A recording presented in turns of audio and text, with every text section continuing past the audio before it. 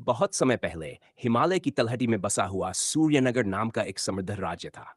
ये राज्य अपनी हरी भरी घाटियों, साफ सुथरे तालाबों और खुशहाल प्रजा के लिए प्रसिद्ध था। इस राज्य पर राजा वीर सिंह और रानी मृगनयनी शासन करते थे। राजा वीर सिंह साहसी और बुद्धिमान थे, जबकि रानी मृगनयनी अपनी सुंदरता और दयालु स्वभाव के लिए जानी जाती थीं। उनके शासन में राज्य में शांति और समृद्धि थी। एक अदृश्य समस्या, हालांकि, राज्य के उत्तरी छोर पर एक पुराना किला था, जिसे अंधेरा किला कहा जाता था।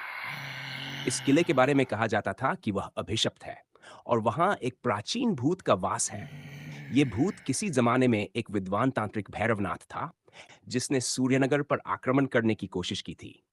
राजा वीर सिंह के पूर्वजों ने उसे हराया था और उसी किले में बंद कर दिया था। लेकिन मरने से पहले उसने ये शाप दिया था कि वह हर 100 साल बाद जीवित होकर राज्य में तबाही मचाएगा।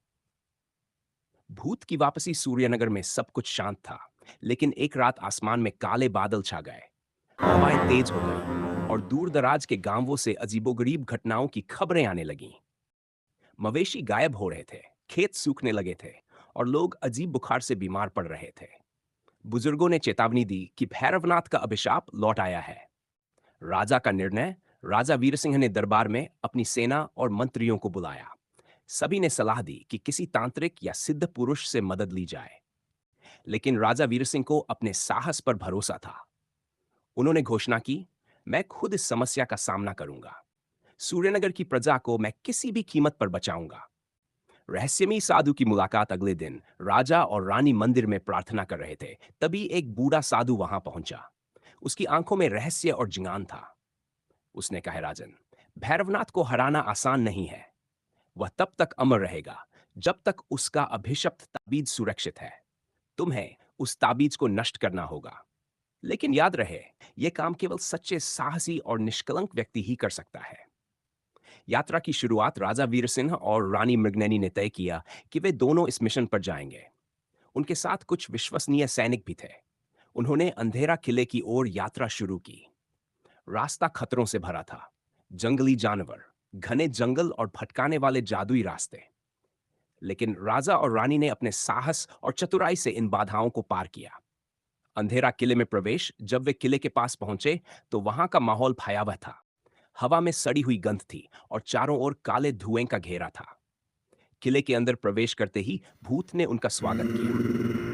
भैरवनाथ की आवाज गूंज उठी, तुम्हारे पूर्वजों ने मुझे बंद किया, लेकिन मैं अब लौट आया हूं। इस बार तुम्हारा राज्य पूरी तरह से तबाह कर दूंगा। भैरवनाथ ने अपनी शक्तियों से राजा और रानी पर हमला किया। उसके हर वार को राजा वीर सिंह अपनी तलवार से रोकते थे, जबकि रानी मृगनयनी अपने धनुष और बाण से भूत के जादुई किले की दीवारें तोड़ रही थीं। ये लड़ाई घंटों तक चली। राजा वीर सिंह ने भैरवनाथ का ध्यान भटकाया, जबकि रानी ने किले के गुप्त कक्ष में प्रवेश किया, जहां ताबीज रखा हुआ था। ताबीज का विनाश, रानी मृगनयनी ने साधु के दिए हुए मंत्र का उच्चारण करते हुए ताबीज को उठाया। ताबीज को नष्ट करने के लिए उसे अग्नि में जलाना था। लेकिन जैसे ही वह ताबीज को जलाने की कोशिश करती, भैरवनाथ ने उन्हें रोकने की कोशिश की। राजा वीर सिंह ने अपनी तलवार से भैरवनाथ पर अंतिम वार किया और उसे कमजोर कर दिया।